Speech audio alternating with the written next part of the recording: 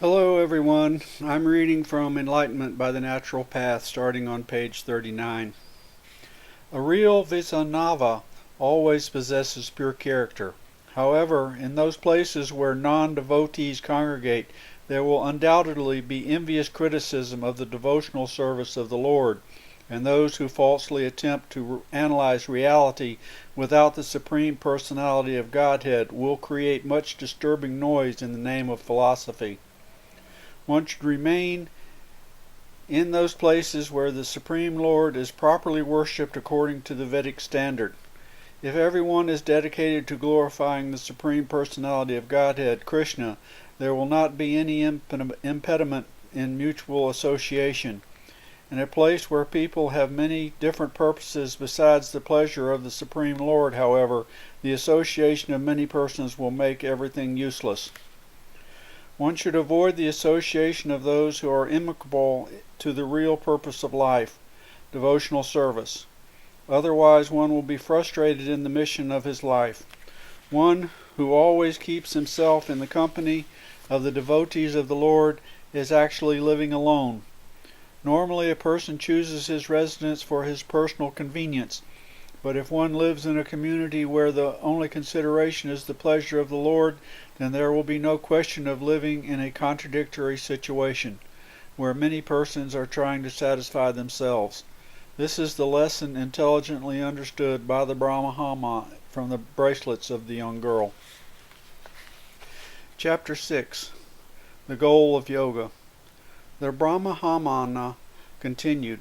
Having perfected the yoga sitting postures and having conquered the breathing process, one should make the mind steady by detachment and the regulated practice of yoga. One should thus carefully fix the mind on the single goal of yoga practice. The mind can be controlled when it is fixed upon within the Supreme Personality of Godhead.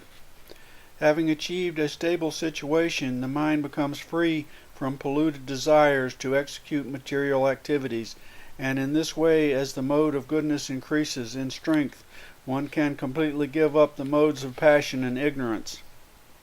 Gradually, one transcends even the material mode of goodness.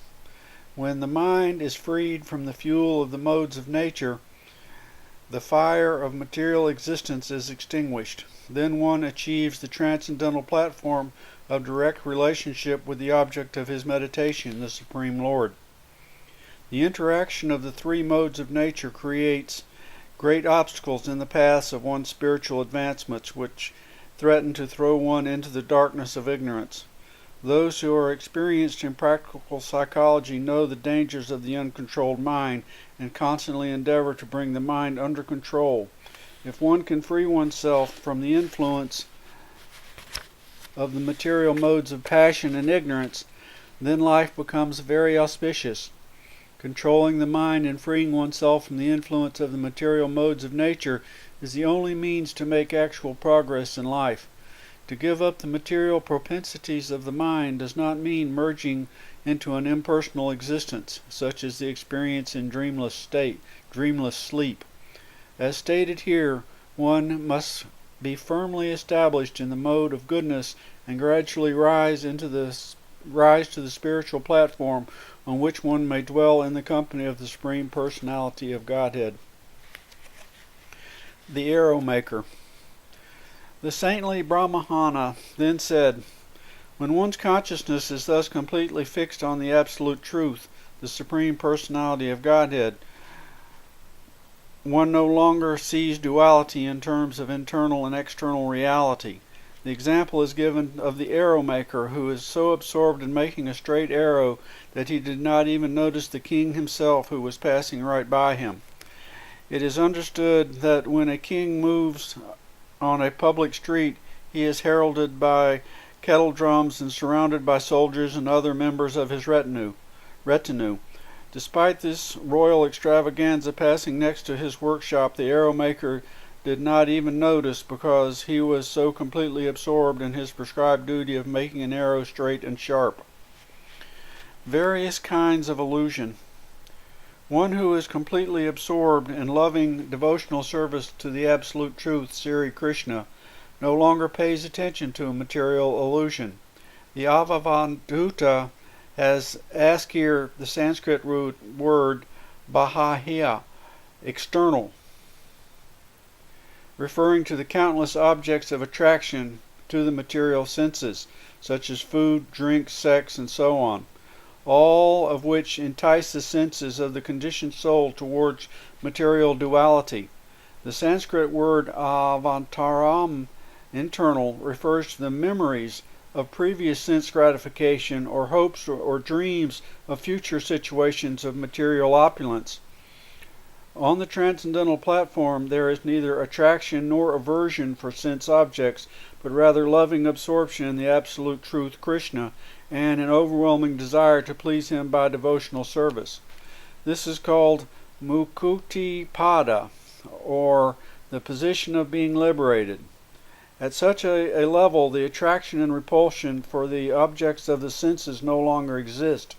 One who gives up the reality of Krishna will be forced to wander uselessly in the kingdom of mental speculation, and one who cannot see the absolute truth is in the background and basis of everything that exists will be bewildered by the false concept that there is something that is not Krishna. Everything emanates from the Lord as confirmed in Bhagavad Gita, and he is the Lord of everything. This simple understanding is the actual existential situation. The serpent's lesson. The Avadhuta continued. A saintly person should remain alone and constantly travel without any fixed residence. Being alert, he should remain secluded and should act in such a way as not recognized or noticed by others. Moving without companions, he should not speak more than required. Here the Brahmahavan Avadhuta is referring to the serpent, from whom he learned that a saintly person should not associate with ordinary materialistic people. Just as the serpent, fearing attack from the human beings, keeps himself secluded, a saintly person should avoid having a fixed residence and should wander unnoticed by others. When a person living in a temporary material body tries to construct a happy home, the result is fruitless and miserable. The snake, on the other hand, enters a home which was built by others and prospers happily. The snake does not have the proclivity of building his own home, but rather lives in a suitable place constructed by other creatures. He does not entangle himself in the labor of home building. Sirala Bahangantista Didahanata Sarahavati Takura points out that although materialistic persons go to unlimited pains to invent and mass-produce electricity, automobiles, airplanes, and so on, ultimately these things are meant for the convenience of the Vasanavanas who are spreading Krishna consciousness. The karmas will always go to such trouble, and the devotees will always offer these laborious productions to the Supreme Personality of Godhead by engaging them in his loving service. Yoga practice is not the goal. The devotees do not personally struggle for material advancement, being concerned instead with the ultimate perfection of life, but there is no need for devotees to artificially imitate the lifestyle of ancient times. A devotee's purpose is simply to serve Krishna as nicely as possible. Therefore, the devotees of the Lord will willingly accept beautiful mansions and all types of material opulences, but only that these things may be engaged in his loving service without any personal attachment. If one engages such things with a desire to enjoy them, one falls down from the platform of pure devotional service. Materialistic persons are only interested in exploiting their so-called yoga practice in order to rejuvenate their sexual potency or to vainly remember their previous conditioned lives. Applying mysticism to the endless search for sense gratification, they fail to understand the actual goal of human life. The Avadhuta said, "The Lord of the universe, Narayana, is the worshipful God of all living entities. Without extraneous assistance, the Lord creates this universe by his own potency, and at the time of annihilation, the Lord destroys the universe through his personal expansion of time and withdraws all the cosmos, including all the conditioned living entities, within himself. His unlimited self is thus the shelter and reservoir of all potencies. The subtle pravahana, the basis for all cosmic manifestation, is conserved within the Lord and is not different from him. In the aftermath of annihilation, the Lord stands alone.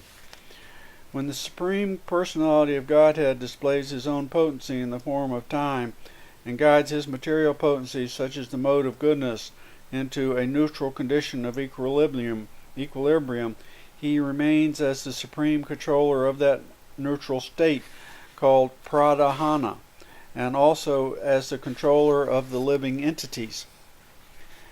He is also the supreme worshipful object of all beings, including liberated souls, demigods, and ordinary conditioned souls. The Lord is eternally free from any material designation, and he constitutes the totality of spiritual bliss derived from his perception of his own spiritual form. The Lord in this way exhibits the fullest meaning of the word liberation. O subduer of the enemies, Maharaja Yadu, at the time of creation, the personality of Godhead expands his own transcendental potency in the form of time, and by agitating his material energy, Maya, composed of the three modes of material nature, he creates the Mahatattva.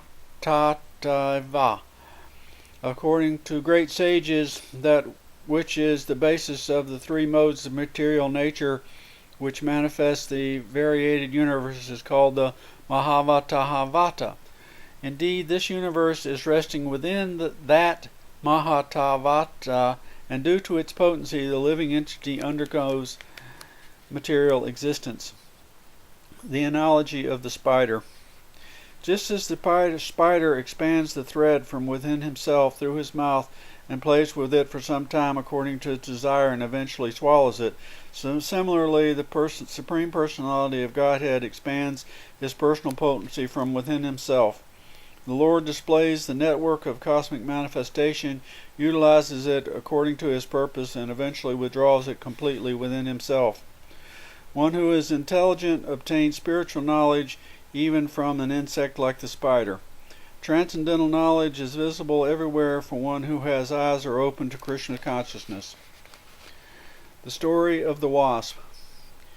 If out of love, hate, or fear, an embodied soul fixes his mind on some object of complete concentration and intelligence, he will certainly attain the form upon which he is meditating, O king. Once a wasp forced a weaker insect to enter his hive and kept him trapped there. In great fear, the weak insect meditated constantly on his captor, and thus, without giving up his body, he gradually achieved the same state of existence as the wasp. In such a way, one achieves a state of existence according to the object of his constant concentration. It all depends on your state of consciousness.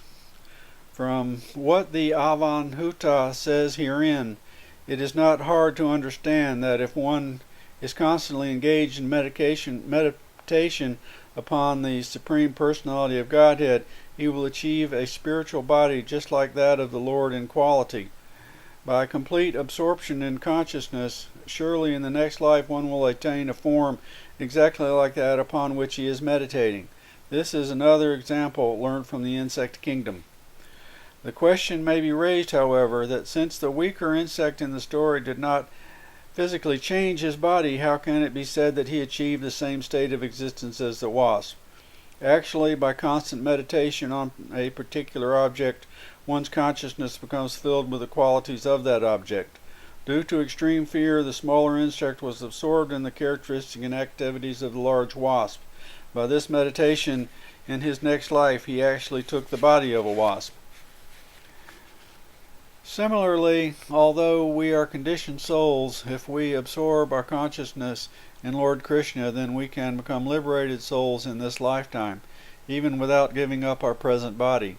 If our intelligence becomes steady on the spiritual platform by understanding that Lord Krishna is everything, we can give up unnecessary consciousness of the external body and absorb ourselves in the spiritual pastimes of the Vaikuntha. Thus, even before death, one can transfer himself to the spiritual platform and enjoy life as a liberated soul. Or, if one is a stubborn fool, then one, even in this life, one can become just like an animal, such as a hog or a dog, constantly thinking of food and sex. Human life, however, is meant to understand the science of the consciousness and the future results. Human life, however, is meant to understand the science of consciousness and the future results of our meditations. That's it, y'all. Thank you. Bye.